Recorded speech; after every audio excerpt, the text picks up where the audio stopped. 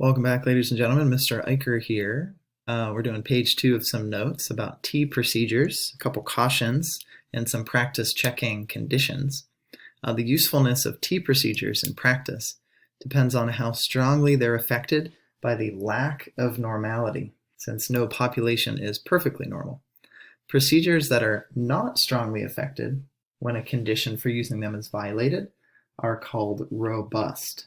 So a robust procedure is one that is not affected when a condition isn't met. But sadly, T procedures are not robust against outliers or strong skew because X bar and S, the sample mean and the sample standard deviation, are not, you remember the word for that? Are not resistant. So since one outlier can really mess up your mean or your sample standard deviation, that means the T procedures are not robust against outliers, since the mean and standard deviation can really be highly impacted and influenced by a single outlier or by strong skew. So this is the one page we'll do in this video. So I'd encourage you to read through. I think we have A through E here. Read through, take a look at the graphs, and see if you can determine whether we can safely use one sample T interval, a T procedure. A T interval is a type of T procedure to estimate the population mean in each of the following settings.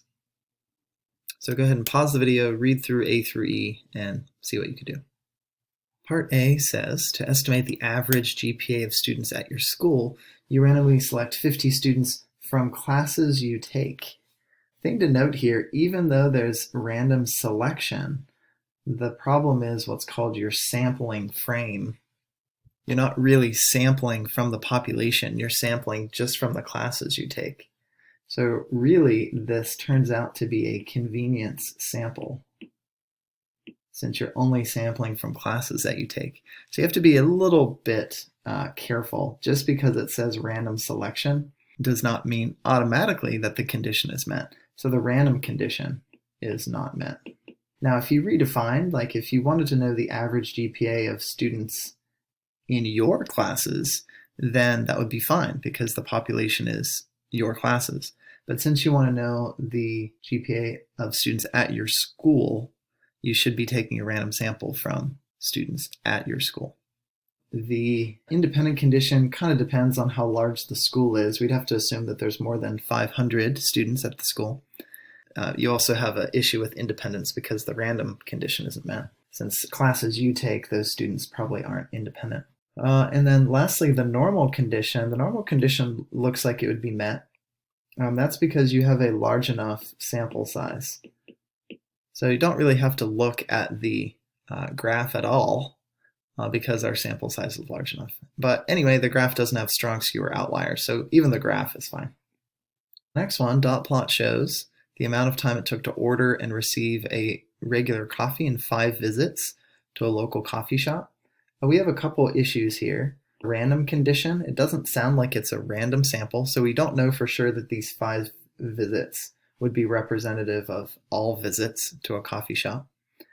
The independent condition kind of breaks down if the random condition isn't met. You start wondering, are your visits to the coffee shop independent of each other? And they're probably not. You're probably going during the same time of day, roughly, things like that. And then finally, the normal condition would not be met.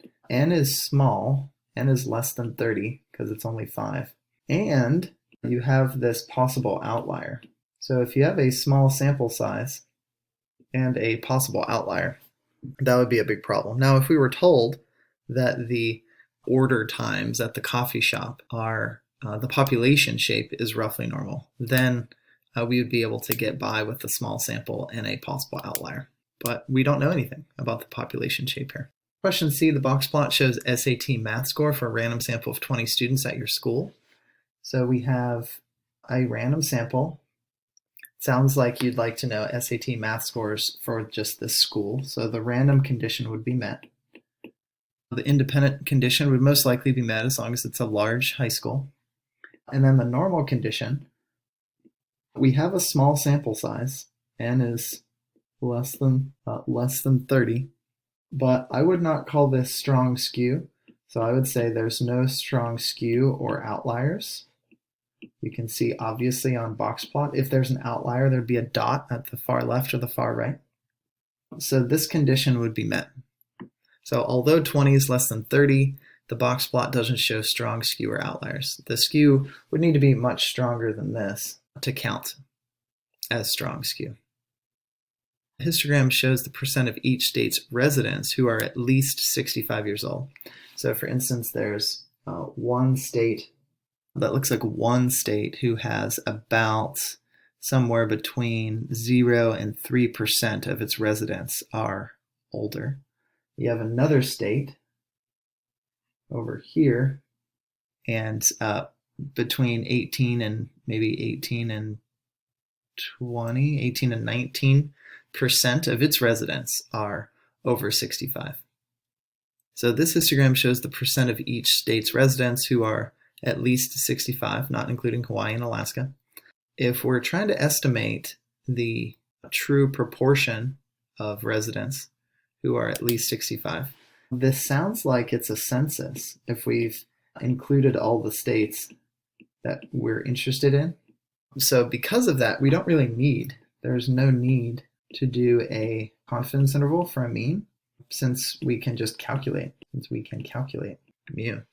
If you have a census, if you have all the data from the population, then you can just calculate mu. You don't really need to do an interval at all.